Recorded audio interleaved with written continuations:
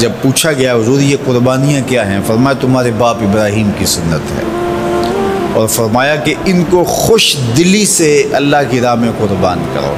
قیامت کے دن یہ اپنے بالوں کے ساتھ، اپنے سینگوں کے ساتھ اور اپنے کھروں کے ساتھ آئیں گے، اور یہ بھی ارشاد فرمایا کہ کل پل صراط پر یہ سواریاں بن کے تمہیں پل صراط سے پار لگائیں گے۔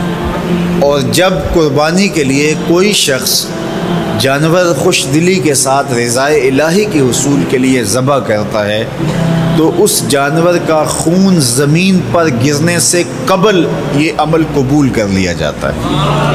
اور یہ بات بھی ذہن میں رکھیے گا کہ ایام نحر میں، ایام نحر یہ 3 دن جو خون بہانے کے ہیں، 10، 11 اور 12 تاریخ، ان ایام میں آپ جو بھی عمل کریں، نماز پڑھیں اور دیگر صالح اعمال کریں، بہت قابل قبول ہیں اور اللہ ان کو قدر کی نگاہ سے دیکھتا ہے۔ لیکن ان ایام میں جو سب سے زیادہ اللہ کو محبوب عمل ہے وہ راہ خدا میں خون بہانا ہے، قربانی پیش کرنا ہے۔ تو قربانی کا کوئی اور متبادل نہیں ہو سکتا۔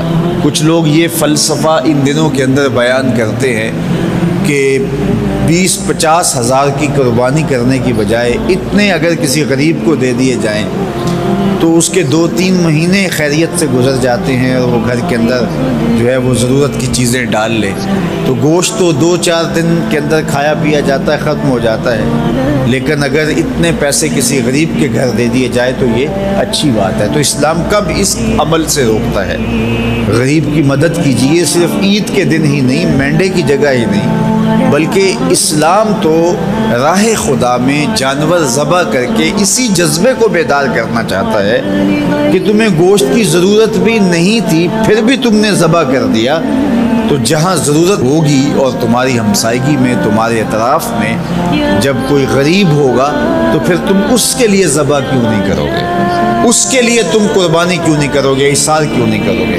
یہاں تو پھر بھی ہم گوشت خود کھا لیتے ہیں یا غربا میں بانٹ دیتے ہیں، لیکن منا کی وادی میں جہاں لاکھوں قربانیاں پیش کی جاتی ہیں وہاں تو جانور کاٹ کے اس کو ذبح کر کے بس چھوڑ دیا، اس کے گوشت سے غرض ہی نہیں ہوتی۔ زیادہ تر حجاج ایسے ہوتے ہیں جن کو یہ بتا دیا جاتا ہے کہ تمہاری قربانی کر دی گئی ہے، اور وہ فون کال کے انتظار میں یا حکومت وقت کی جانب سے دیے گئے وقت کے بعد حلق کروا دیتے ہیں۔ تو انہوں نے نہ اپنا جانور دیکھا ہوتا ہے، نہ اس کو ذبح ہوتے دیکھتے ہیں، تو صرف انہیں ٹائم بتلا دیا جاتا ہے یا ان کو کال کر دی جاتی ہے تو یہ ان کے لیے کافی ہوتا ہے۔ تو وہاں تو گوشت کھانا بھی مقصود نہیں، تو صرف اللہ کی رضا کے لیے جانور ذبح کرنا۔ تو جب رضائے الہی کے لیے جانور ذبح کرنے کا جذبہ پیدا کر کے تمہیں راہ خدا میں خرچ کرنے کی ترغیب دی جاتی ہے تو پھر تم پورا سال خرچ کرو گے، تمہارے لیے کوئی مشکل اور کوئی مشقت نہیں ہوگی۔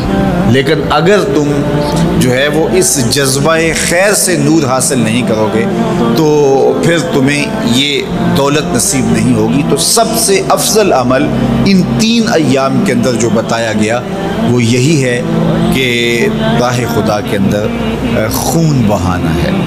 اللہ کے محبوب علیہ الصلوۃ والسلام کی خدمت میں جو ہے وہ مینڈے لائے گئے جو چتکبرے تھے، اور حضور علیہ الصلوۃ والسلام نے اپنے مبارک ہاتھ سے ان کو ذبح کیا۔ تو عید قرباں یہ ایثار کی عید ہے، یہ قربانی کی عید ہے، اور اسلام ہمیں قربانی سکھاتا ہے۔ اسلام لمحہ لمحہ قربانی ہے، ایک ایک ساعت اسلام قربانی کا نام ہے۔